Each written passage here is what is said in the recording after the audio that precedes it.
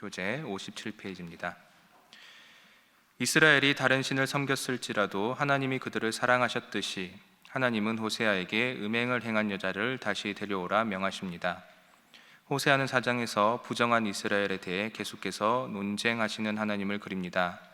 먼저 하나님은 이스라엘이 악하기에 피조 세계가 고통에 차 있다고 말씀하십니다. 그리고 하나님은 백성과 제사장을 심판하십니다. 마지막으로 하나님은 이교 예배를 책망하심으로 이스라엘의 부정을 낱낱이 드러내고 계십니다.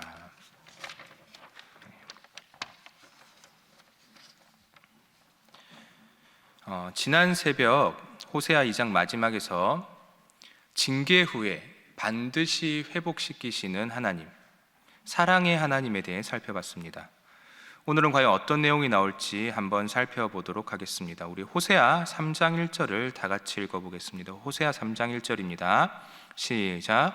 여호와께서 내게 이르시되 이스라엘 자손이 다른 신을 섬기고 건포도 과자를 즐길지라도 여호와가 그들을 사랑하나니 너는 또 가서 타인의 사랑을 받아 음녀가 된 그 여자를 사랑하라 하시기로.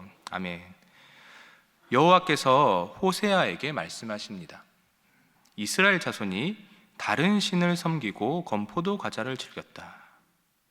여기 나오는 건포도 과자는 포도를 짜고 말려서 만든 사탕 같은 과자를 뜻합니다. 그러면 이 과자를 언제 썼을까요? 예레미야 7장에 이런 말씀이 나옵니다. 자식들은 나무를 줍고 아버지들은 불을 피우며 부녀들은 가루를 반죽하며. 온 가족이 뭔가를 만드는 것 같습니다. 무엇을 만들까요? 뒤이어 바로 이렇게 나옵니다. 하늘의 여왕을 위하여 과자를 만들며. 하늘의 여왕을 위한다.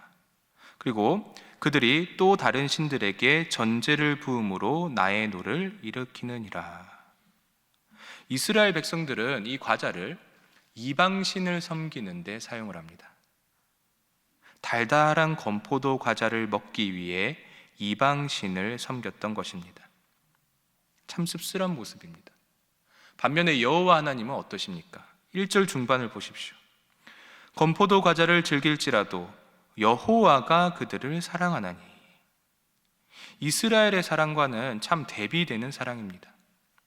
이스라엘의 사랑은 달콤한 건포도 사탕을 탐하는 이기적인 사랑입니다. 하지만 여호와 하나님의 사랑은 상대방이 배신한다 하더라도 끝까지 신실하게 상대방을 사랑하는 사랑입니다.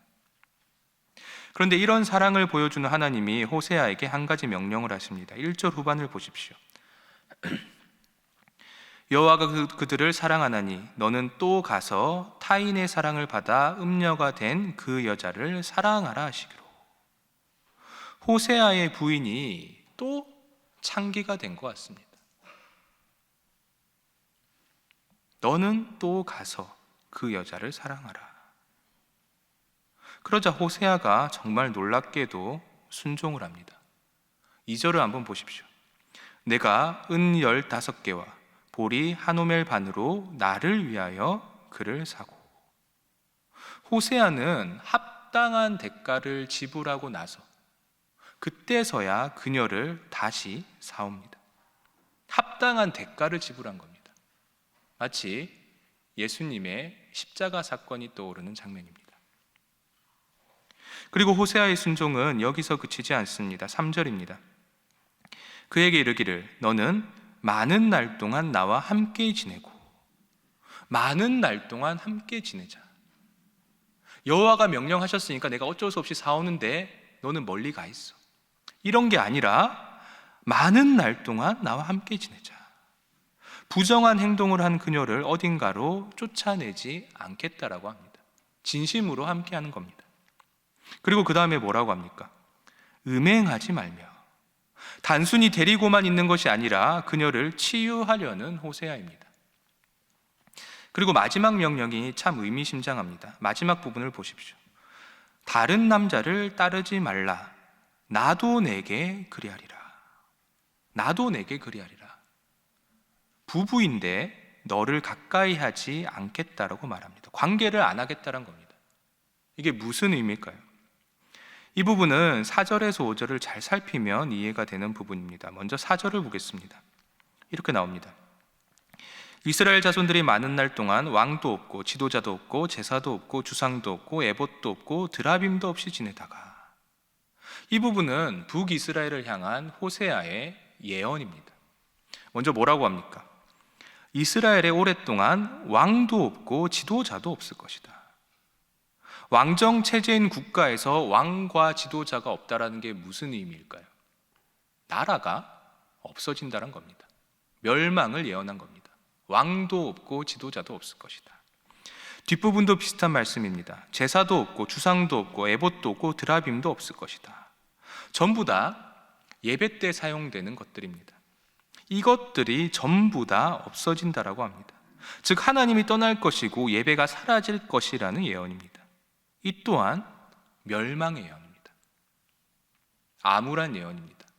그런데 여러분 5절을 보십시오. 우리 5절을 한번 다 같이 읽어보겠습니다. 시작. 그 후에 이스라엘 자손이 돌아와서 그들의 하나님 여호와와 그들의 왕 다윗을 찾고 마지막 날에는 여호와를 경외함으로 여호와와 그의 은총으로 나아가리라. 아멘. 이스라엘에게 어슴푸레 희망이 보이기 시작합니다. 언젠가 이스라엘 자손이 돌아와 여호와를 찾게 됩니다. 그리고 그때는 북이스라엘과 남유다가 갈라지지 않고 다윗과 같은 왕이 있을 겁니다. 싸우지 않는 겁니다. 그리고 결국은 모두가 여호와의 은총으로 나아가게 될 것입니다. 여러분, 우리가 계속 살펴보듯이 우리의 죄로 인해 우리가 심판을 받게 되고 우리 모두는 긴 탄식의 시간을 지나게 됩니다. 우리가 아무리 하나님을 불러도 하나님이 대답하지 않는 시간, 신의 부재가 불러오는 고통의 기간이 있습니다. 하지만 그 기간이 오히려 우리의 회복기일 수도 있습니다. 3절에서 나오듯이 분명 호세아는 그녀를 회복시키기 위해 데리고 옵니다. 그리고 그녀와 분명히 많은 날 동안 함께 있겠다라고 약속을 합니다. 하지만 당장은 그녀에게 가까이 가지 않겠다라고 합니다. 이 기간이 바로 신의 부재의 기간입니다. 이 기간이 우리에게는 참 힘들 수도 있는 시간입니다. 하지만 우리가 예레미야 애가에서 봤듯이 인내해야 합니다. 우리가 인내한다면, 이 인내의 기간이 지난다면 우리가 반드시 은총의 길로 다시 들어갈 줄 믿습니다. 이제 호세아 4장입니다. 4장에서 하나님은 이스라엘과 변론을 하시는데요, 이 4장을 읽으면 무엇이 문제이고 이스라엘이 왜 그토록 하나님을 배신하고 이방 종교에 빠지게 됐는지를 알 수 있습니다. 우리 4장 1절을 한번 다 같이 읽어보겠습니다. 4장 1절입니다. 시작. 이스라엘 자손들아 여호와의 말씀을 들으라. 여호와께서 이 땅 주민과 논쟁하시나니 이 땅에는 진실도 없고 인애도 없고 하나님을 아는 지식도 없고. 여호와가 말씀하십니다. 이 땅에는 진실도 없고 인애도 없다. 진실은 에메트라고 하는데요, 신실이라고 생각을 하시면 됩니다. 신실하다. 조금 더 쉽게 표현을 하면 거대한 바위를 생각하시면 됩니다. 거대한 바위다. 이 거대한 바위는 견고한 성같이 흔들리지 않습니다. 그게 바로 신실입니다. 흔들리지 않는 충성입니다. 끝까지 충성하는 겁니다. 그리고 인애는 헤세드라고 합니다. 룻기의 주제어이기도 한 단어인데요, 뜻은 구체적인 선행이 동반된 사랑입니다. 말로만 하는 사랑이 아니라 실제로 행함이 동반되는 사랑이다. 그런데 이 땅에 그러한 것들이 없다라는 하나님의 말씀입니다. 이러한 것들을 종합해서 호세아는 이렇게 말합니다. 하나님을 아는 지식이 없도다. 하나님을 모른다란 겁니다. 너희에게는 신실함도 없고 인애함도 없다. 즉 너희는 하나님을 모르는 것이다. 하나님을 모른다라고 단언을 합니다. 그러면 왜 이스라엘이 하나님을 모를까요? 왜 모를까? 4절에 그 답이 나옵니다. 4절의 번역이 조금 어려워서 제가 사역을 해왔습니다. 한번 잘 들어보시기 바랍니다. 그러나 아무 사람에게도 다투게 말며 책망하게도 말라. 왜냐하면 오 제사장이여, 나의 책망은 바로 너를 향한 것이기 때문이다. 아무 말도 말라. 왜냐하면 내 책망은 제사장 너에게 있기 때문이다. 이런 말씀입니다. 여러분, 왜 여호와를 향한 지식이 없을까요? 제사장들이 가르치지 않았기 때문입니다. 특히 저 같은 성직자에게 칼같이 박히는 말씀입니다. 마치 저에게 이렇게 말씀하시는 것 같습니다. 지금 내가 무엇을 하고 있느냐? 이런 한국교회의 타락은 네가 나의 율법을 제대로 가르치지 않았기 때문이 아니냐. 하나님이 저를 향해 책망하시는 말씀 같습니다. 그러면 그 제사장들은 도대체 무엇을 하고 있을까요? 8절입니다. 8절을 보십시오. 그들이 내 백성의 속죄 제물을 먹고 그 마음을 그들의 죄악에 두는도다. 당시 제물의 일부는 합법적으로 제사장 몫입니다. 우리가 다들 아는 내용입니다. 희생 제물을 바치면 그 일부를 가지고 제사장이 먹고 사는 겁니다. 그러면 여기서 제가 질문을 하겠습니다. 제물의 양이 많아지면 좋을까요? 적어지면 좋을까요? 제물의 양이 많아지면 좋을까? 적어지면 좋을까? 당연히 적어지면 좋은 겁니다. 왜? 그만큼 이스라엘이 죄를 덜 범했다라는 뜻이기 때문입니다. 제물의 양이 적으면 좋은 겁니다. 그런데 제사장들이 어떻게 합니까? 8절 중반을 보십시오. 그 마음을 어디에 두었다? 그들의 죄악에 두는도다. 이스라엘의 죄악에 두는도다. 내가 많이 가지기 위해 이스라엘이 죄를 많이 짓기를 원했던 겁니다. 정말 참담한 상황입니다. 제사장의 마음에 율법이 있어야 하는데 죄에 대한 생각, 백성들이 죄를 많이 지으면 내가 많이 가지겠지. 그런 엄청난 죄악된 마음가짐이 그들의 속에 있었던 것입니다. 여기서 첫 번째 기도 제목입니다. 우리의 마음에 율법이 울리게 하소서입니다. 우리의 마음에 욕심이 아니라 율법이 울리게 하소서입니다. 우리의 마음에 율법이 울리게 하소서. 이제 11절부터는 이교 예배에 대한 비판의 내용이 나오는데요.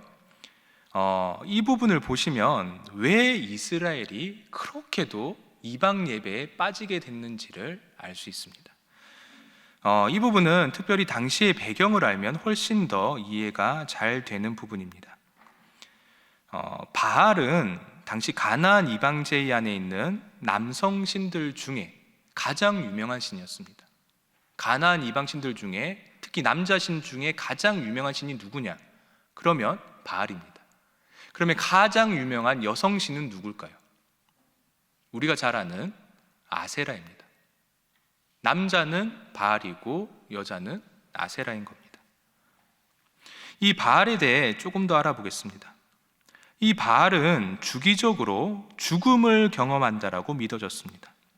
주로 여름철 가뭄이나 겨울철 혹한에 죽는다라고 합니다. 이렇게 죽음을 경험한 바알은 잠시 지하세계로 내려갑니다. 지하세계로 내려가서 무엇을 하느냐? 거기서 자신의 배우자를 찾습니다. 그리고 그 배우자를 발견한 바알은 그녀와 관계를 맺습니다. 그러면 그 관계를 맺는 순간 가뭄 중에 비가 오고 그리고 혹한이 지나 태양이 뜨고 농작물이 자란다라고 당시의 사람들이 믿었습니다. 이것을 연례적으로 경축하는 것이 바로 바알을 섬기는 예배였습니다. 이러한 이교 예배는 보통 산 꼭대기에 위치한 산당에서 이루어졌습니다. 그리고 그 산당에는 신전 창기가 있어서 그 예배 참여자들이 신전 창기와 관계를 맺으며 바알과 그의 배우자 사이의 행동을 모방했습니다. 왜 모방했을까? 그러면 비가 오고 농작물이 자라서 농사가 잘 된다라고 믿었기 때문입니다. 우리도 그를 따라하면 비가 오겠지. 우리도 그를 따라하면 해가 뜨고 농작물이 자라겠지. 이렇게 믿었던 겁니다. 이걸 알고 오늘 본문을 읽으면 훨씬 더 입체적으로 말씀이 다가옵니다. 12절을 보십시오. 내 백성이 나무에게 묻고 그 막대기는 그들에게 고하나니 이는 그들이 음란한 마음에 미혹되어 하나님을 버리고 음행하였음이니라. 내 백성이 나무에게 묻고, 나무는 바알의 신전 옆에 항상 있던 아세라의 목상입니다. 아세라의 목상, 즉 아세라 목상에게 절을 하며 무언가를 물었다란 겁니다. 그리고 나서 무엇을 합니까? 그 막대기는 그들에게 고하나니, 아세라 목상에게 절을 하자마자 뭔가를 기원을 하겠죠. 그리고 바로 막대기 점을 치는 겁니다. 막대기가 이렇게 쓰러지면 이렇게 해석을 하고 저렇게 쓰러지면 저렇게 해석을 하는 겁니다. 즉각적인 해석입니다. 내가 기도를 하면 즉각적으로 반응이 오는 겁니다. 그리고 이러한 이교 예배 그 참여자들은 절대로 빈손으로 오지 않습니다. 11절을 보십시오. 음행과 묵은 포도주와 새 포도주가 마음을 빼앗았느니라. 여기서 포도주가 뭘까요? 그들이 들고 왔던 예물인 겁니다. 일부를 마치고 일부를 남겨두는 겁니다. 사람들이 계속해서 왔던지 묵은 포도주도 있고 새 포도주도 있는 장면입니다. 그리고 13절을 보십시오. 그들이 산 꼭대기에서 제사를 드리며 작은 산 위에서 분향하되 참나무와 버드나무와 상수리나무 아래에서 하니 이는 그 나무 그늘이 좋음이라. 이러므로 너희 딸들은 음행하며 너희 며느리들은 간음을 행하는도다. 산이다 보니 참나무도 있고 버드나무도 있고 상수리나무도 있습니다. 시원한 나무 그늘 아래에서 사교 모임을 갖는 겁니다. 그 후 당연하다는 듯이 신전창기와 관계를 가집니다. 이쯤 되면 우리는 깨달아야 합니다. 왜 그들이 이방 예배에 빠지게 됐는가? 첫 번째는 즉각적인 응답이 있기 때문입니다. 점을 치면 바로 내 궁금증이 해소가 되는 겁니다. 그리고 둘째로 시원한 나무 그늘 아래에서 즐거운 사교 모임이 있습니다. 사회적 욕구가 해결이 되는 겁니다. 즐거운 겁니다. 그리고 세 번째로 성적인 쾌락이 있습니다. 그리고 마지막으로 네 번째로 내 경제를 풍족하게 해줍니다. 이 예배만 드리고 나면 비가 오고 풍요가 찾아오는 것 같습니다. 이게 이방 종교에 빠지는 이유입니다. 그렇다면 이에 대한 우리 기독교의 답은 무엇입니까? 첫째로, 대부분의 이단은 즉각적인 답을 주지만 우리는 그렇지 않습니다. 항상 풀리지 않는 질문을 합니다. 그렇기에 탄식시가 존재하는 겁니다. 왜 성경에 그렇게 탄식시가 많을까? 하나님, 어찌하여 이런 일이 벌어졌습니까? 질문을 하는 겁니다. 심지어 성자 예수님도 질문을 합니다. 나의 하나님, 나의 하나님, 어찌하여 나를 버리셨나이까? 여러분, 즉각적인 응답은 대다수가 거짓일 확률이 높습니다. 그 쾌락에 빠지시면 안 됩니다. 즉각적인 응답은 위험하답니다. 둘째로, 우리는 시원한 나무 그늘에 혼자 있지 않습니다. 구약부터 지금까지 우리는 약자를 부릅니다. 내 그늘에 나만 있는 게 아니라, 나와 비슷한 사람만 있는 게 아니라 약자와 함께하는 겁니다.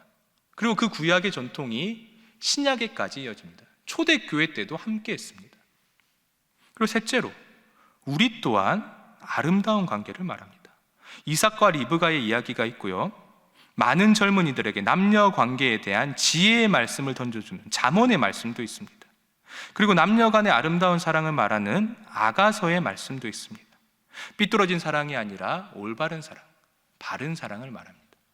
그리고 마지막으로 우리 기독교는 내 풍족을 넘어선 만물의 회복을 말합니다. 창조주 안에서 신과 함께 거닐며 참으로 행복한 이 세상의 이상향을 어떻게 이룰 수 있는지 그 답을 던져주고 있습니다. 여기서 두 번째 기도 제목입니다. 우리가 참 신앙을 깨닫게 해 주소서입니다.